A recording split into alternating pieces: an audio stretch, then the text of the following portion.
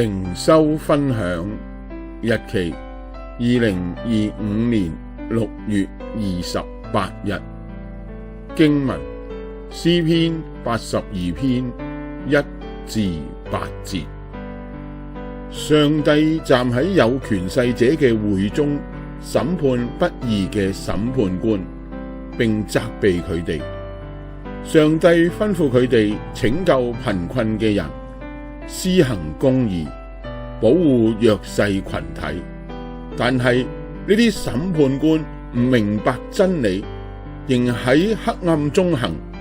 因此詩篇82篇嘅作者懇求上帝親自審判世界，因為唯有掌管萬國嘅上帝先至係嗰位至高嘅審判者。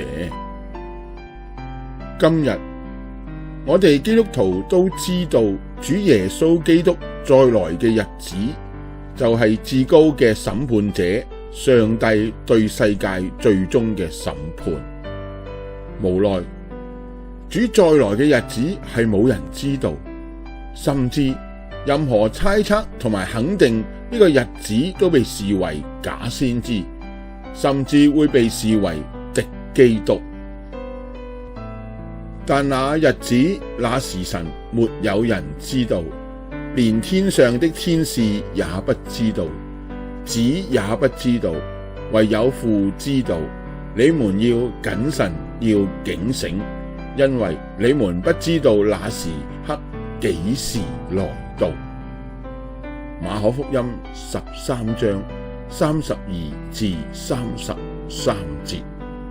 阿們。